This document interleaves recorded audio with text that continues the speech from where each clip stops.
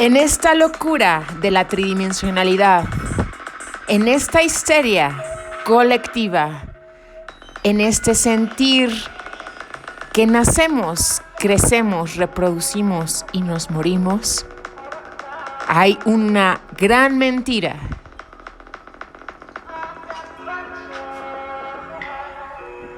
Si tú eres como Alicia, que tiene la intuición de seguir al conejo, allá en la oscuridad de ese hueco, más allá del centro de la tierra, más allá del centro de la razón,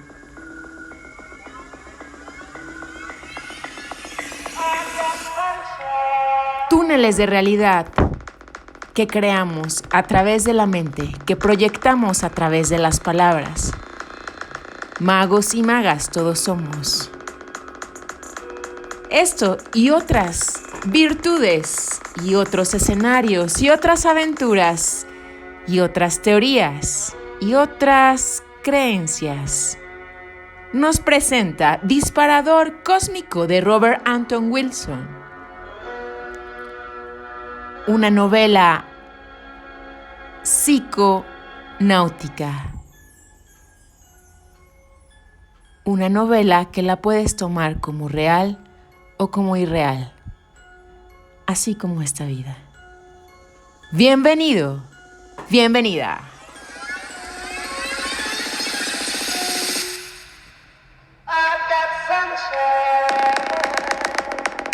He just goes a little mad sometimes.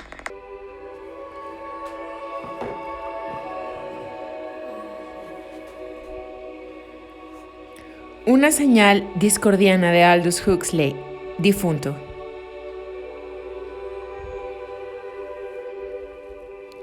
Mientras Shia y yo estábamos trabajando en Illuminatus, el materialista comenzó sus primeros experimentos con técnicas de alteración de la conciencia de Crowley. En un experimento, excluí el uso de la palabra yo de mi conversación durante una semana.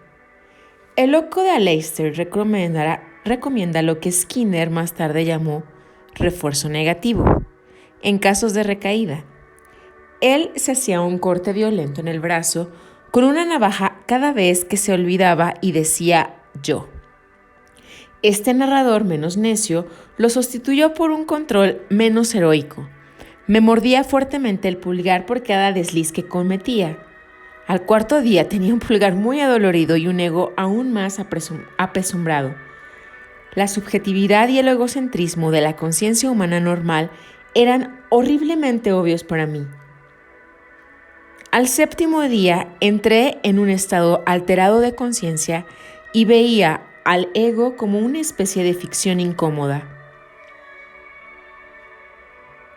En otro experimento, el chamán compró una baraja de tarot. Anunció que era psíquico y comenzó a hacer adivinaciones. Esto rápidamente me obligó a utilizar partes de mi cerebro que normalmente no utilizaba y me di cuenta de funciones neurológicas que estaban creciendo de una manera bastante sorprendente. Desde luego, esto era como chocar de cabeza contra la pared de ladrillo de mi propio escepticismo arraigado, y fue 2 años antes de que pasaran cosas de carácter realmente dramático. Mientras tanto, me volví consciente de todo tipo de señales previamente invisibles. Mi empatía con los demás se estaba intensificando. También aprendí mucho sobre lo fácil que es engañar a aquellos que quieren creer, y esto demostró cuán fácilmente yo podría ser engañado si quería creer. El chamán también experimentó extensamente con el método de Crowley para obtener visiones religiosas y trascenderlas. Esto se basa en el Bhakti Yoga hindú y en los ejercicios espirituales de San Ignacio de Loyola, con una típica diferencia crowleyana. En el Bhakti Yoga, uno forma un vínculo de amor con una divinidad en particular, dedicando cada momento del día a él o ella e invocando ese ser divino mediante cada método posible, especialmente con una vívida imaginación visual.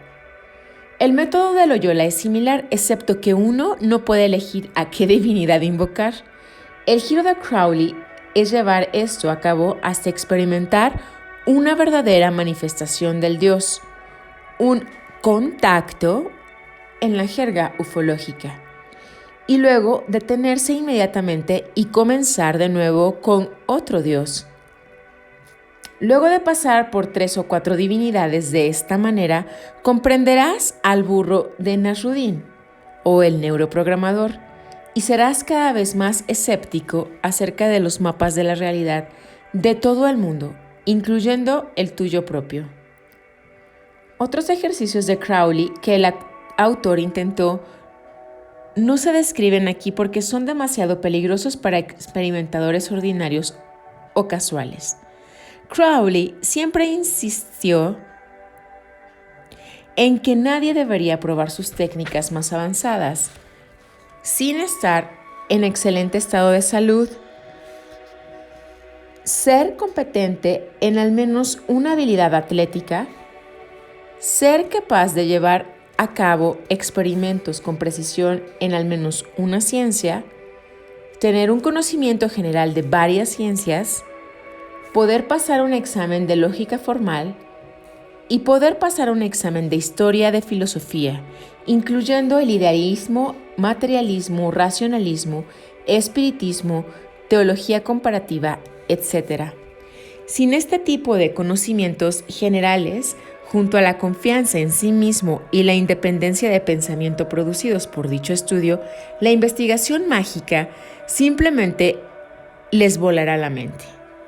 Como ha dicho Brad Steiger, los manicomios están llenos de personas que ingenuamente se lanzaron a estudiar ocultismo antes de ser realmente competentes en el tratamiento del ordinario.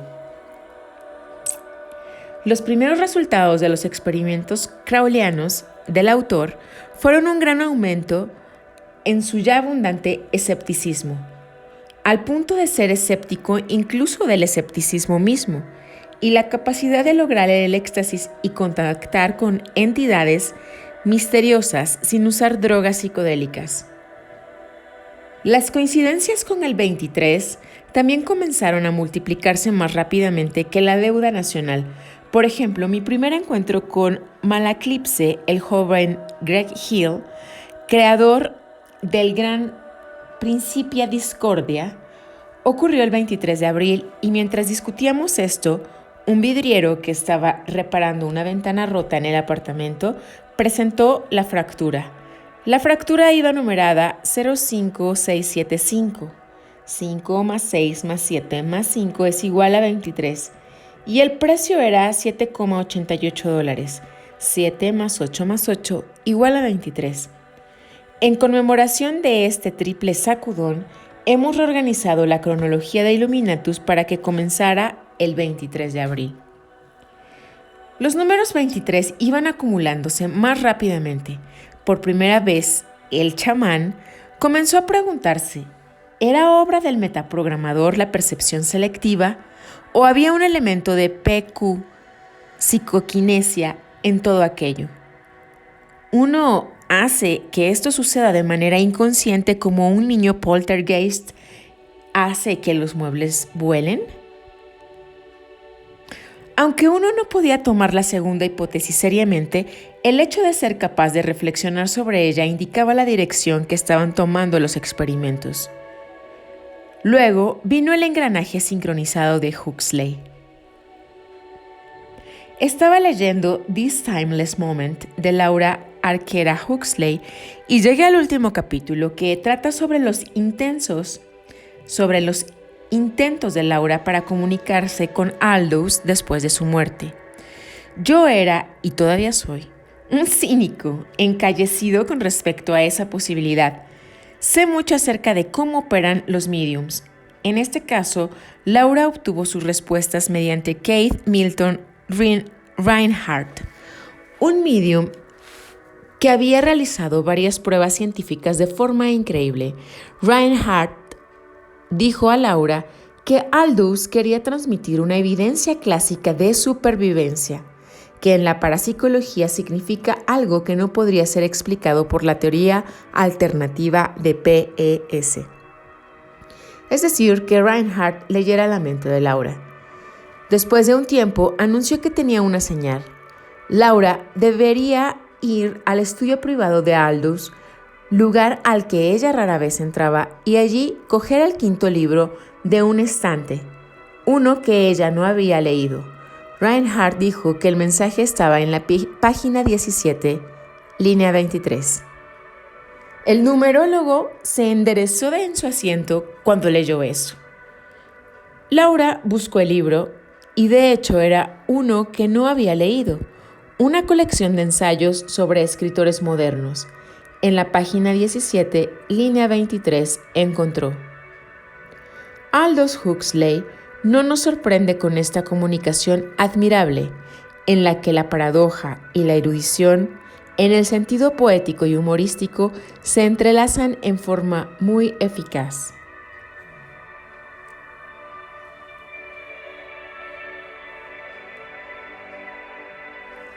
¿La red o la red consciente?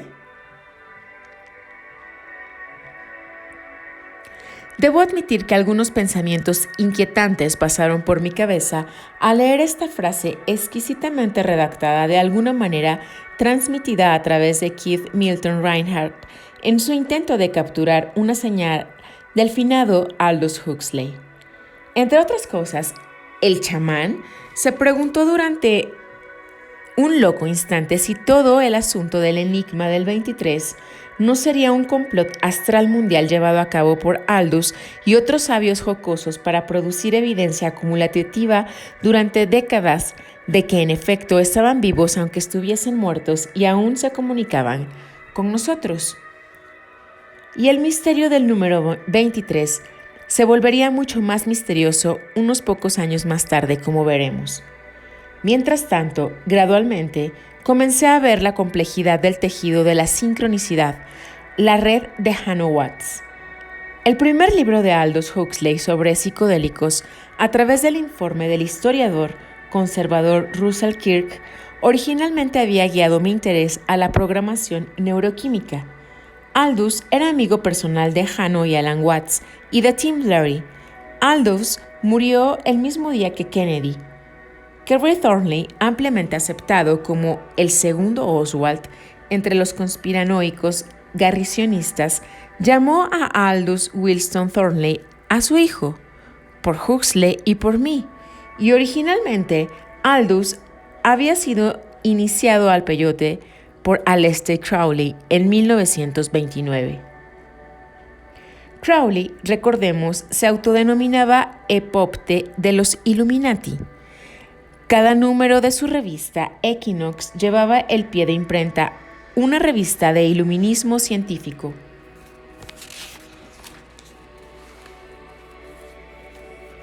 La red sincronizada empezó a verse más como una red consciente cuando leí la autobiografía de Alan Watts en 1975 y descubrí que había sido iniciado en una orden mágica, con yoga sexual estilo Crowley.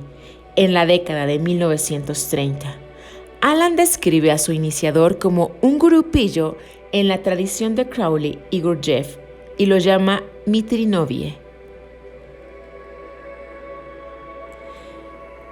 Después de la iniciación, Watts se convirtió en sacerdote episcopal por un tiempo e hizo mucho por la reintroducción de elementos rituales exóticos, mágicos, en las ceremonias. Tanto así que en ocasiones fue criticado por eso. Más tarde, abandonó la iglesia y se convirtió en uno de los principales divulgadores del budismo zen, el taoísmo, el cristianismo gnóstico también. Él me hizo conocer el zen en 1957, a Leary en 1964 y a Crowley en 1971. Yo no soy un gurú o un filósofo o incluso un profesor, me dijo con seriedad en una ocasión. Yo simplemente soy un animador. Uno se pregunta, ¿a quién entretenía Alan? ¿Y era él parte de una red de coincidencia o de una red de adeptos? ¿Y quién era el misterioso Mitri Novik que inició a Alan? ¿Era un sufi o un Illuminatus? ¿O los dos Illuminati son simplemente la rama europea de los sufis? Esta última teoría, que los Illuminati son sufis, es afirmada como un hecho histórico por el autor sufí Idries Shah. De hecho, Shah va más lejos y dice que los Illuminati originalmente eran una secta sufí que descubrió el secreto de los secretos codificado en el famoso verso de la lámpara y la luz en el Corán, que interpretan simbólicamente. El versículo dice: Alá es la luz de los cielos y de la tierra. Su luz es comparable a una hornacina en la que hay un pabilo encendido. El pabilo está en un recipiente de vidrio, que es como si fuera una estrella fulgurante.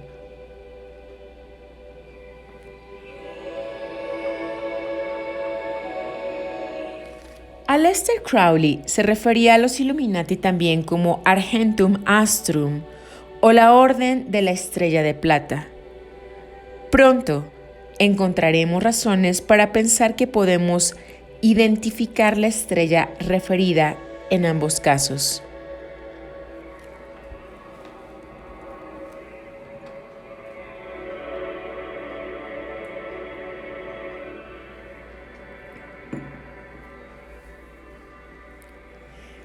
La señora de Guadalupe.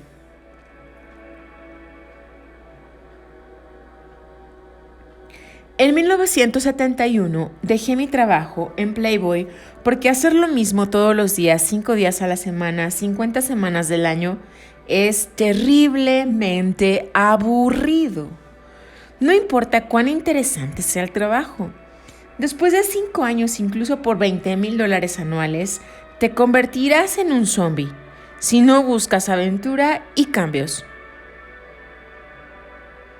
La única razón por la que la mayoría de las personas permanecen en los mismos trabajos, las mismas ciudades, los mismos sistemas de creencias, año tras año, década tras década, es, por supuesto, porque el condicionamiento cultural en todas las tribus es un proceso de estrechamiento gradual de un túnel de la realidad.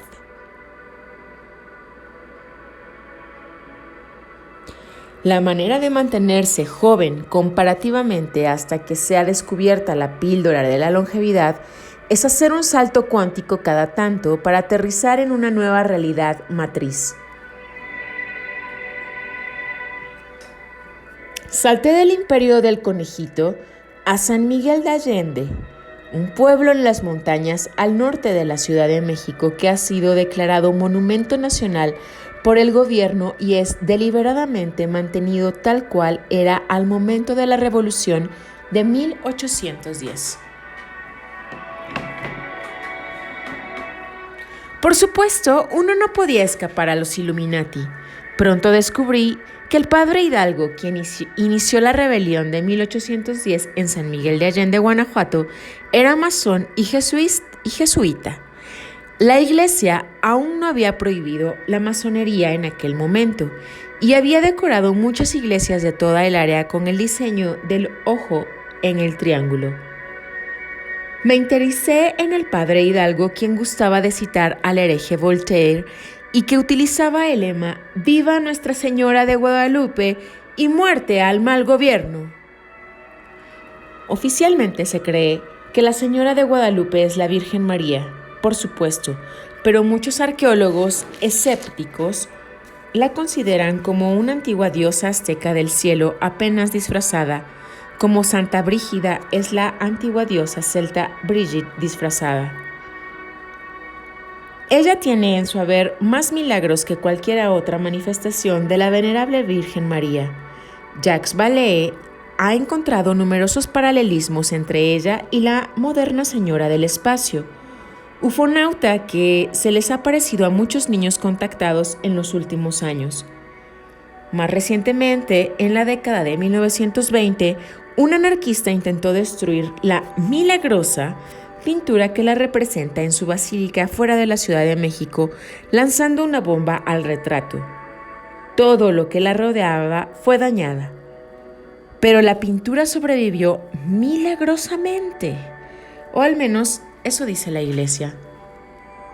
A esta altura, el chamán tenía un buen contacto astral con Nuit, la diosa egipcia de las estrellas, mediante los métodos de invocación crowleyanos y siguiendo el consejo de Crowley de no atribuirle realidad objetiva o validez filosófica a ninguna comunicación recibida.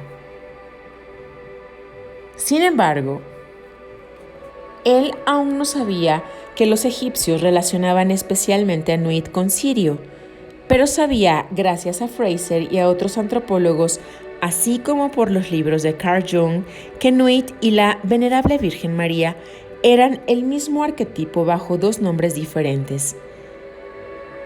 Comenzó a invocarla en su forma de Nuestra Señora de Guadalupe, tratando de sintonizar la relación del padre Hidalgo con ella. Ella le informó al chamán, en un viaje astral, que lo había curado de la polio en su infancia, comprobando el asunto con su madre. El escéptico descubrió que su mamá había hecho devociones especiales a la Virgen en aquel momento para lograr su curación. Oficialmente, por supuesto, no había sido curado por estos exvotos medievales y supersticiosos, pero la verdad es aún más divertida que eso. Fue curado por el método de la hermana Kenny, que en esa época era denunciado como brujería e ilusión por la Asociación Médica Americana. Mis padres, por suerte o coincidencia, encontraron a un doctor que creía y utilizaba la técnica de la hermana Kenny.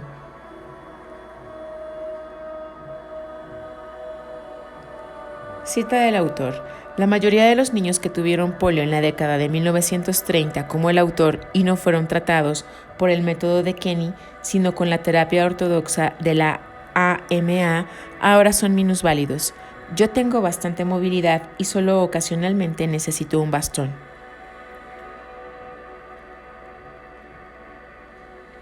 Fin de la cita. Mientras tanto, la lucha de Tim Larry por permanecer en libertad, que había comenzado cuando G. Gordon Liddy ordenó su captura en 1964, había llegado a su inefable final. El Dr. Leary fue puesto tras las rejas el 23 de enero de 1970, 9 meses más tarde, unas semanas antes de su cumpleaños número 50 y ya abuelo. Timothy justificó su imagen de cultura de la juventud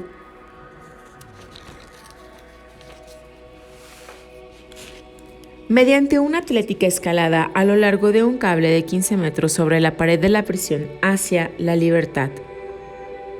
Dejó una nota piadosa para el personal de la prisión. En el nombre del Padre, de la Madre y del Espíritu Santo, oh guardias, los dejo ahora por la libertad. Ruego para que se liberen ustedes mismos. Mantener cautivo a un hombre es un crimen contra la humanidad y un pecado contra Dios. Oh guardias, ustedes son criminales y pecadores. Escápense, sean libres. Amén.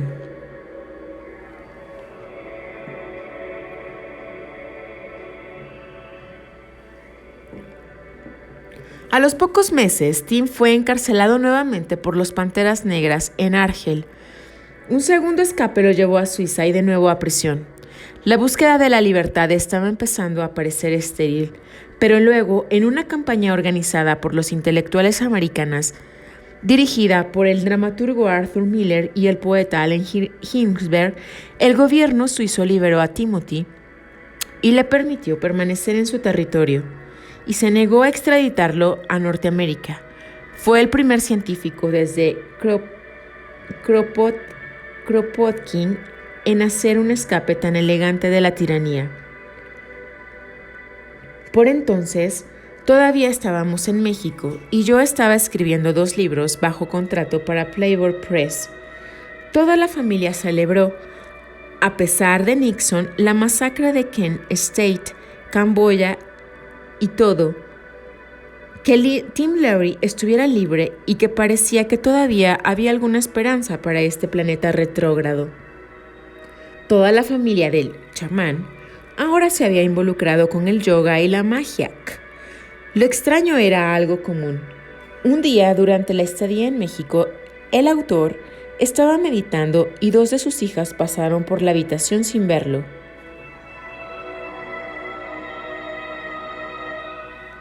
Estábamos todos muy sorprendidos por esto, aunque no considero que me haya hecho literalmente invisible, como algunos discípulos de Crowley afirmaron que a veces le ocurría durante la meditación profunda.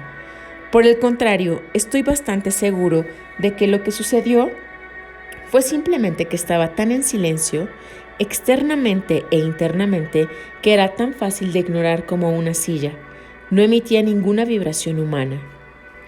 Más sorprendente fue un incidente con mi hija menor, Luna, que desde su nacimiento siempre había parecido tener más intuición.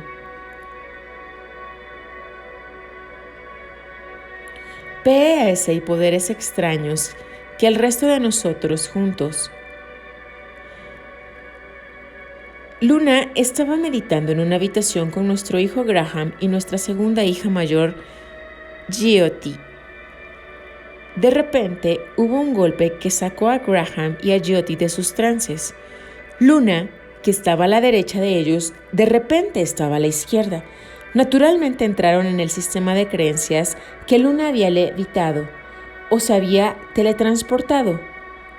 Luna dijo que no recordaba haberse movido. No sé lo que pasó. Yo no estaba allí. Sin embargo, cuando lo discutí con Luna, ella dijo: "Tú crees en la PES, así que sucede a tu alrededor. No crees en levitación, así que no sucede a tu alrededor". Entonces ella se rió y sentí, no por primera ni última vez, que Luna, cuya lectura favorita seguían siendo los libros de historietas, sabía más sobre algunas cosas que yo.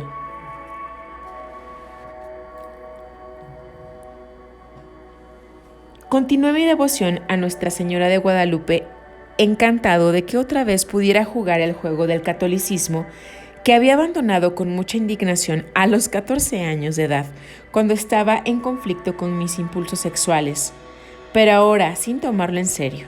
Era solamente una realidad túnel y mediante los metaprogramas de Crowley, las invocaciones, fácilmente podía cambiar de canal y sintonizar el sistema de dioses egipcios o el sistema budista. También podía analizar todo esto desde afuera, volviendo a entrar al sistema del materialista científico. La sincronicidad volvió a aparecer. Un día, en la biblioteca de San Miguel de Allende, conocí a una mujer que también estaba obsesionada con Nuestra Señora de Guadalupe, a pesar de no ser católica. Ella estaba escribiendo un libro sobre los milagros de la señora y esperaba demostrar que en realidad era una extraterrestre. Aunque nunca volví a oír de esa mujer o de su libro, la idea apareció más tarde en uno de los libros feministas más influyentes de la década, The First Sex, de Elizabeth Gould Davis. Ahora es un artículo de fe para algunas brujas feministas galesas que conocí después de mudarme a California.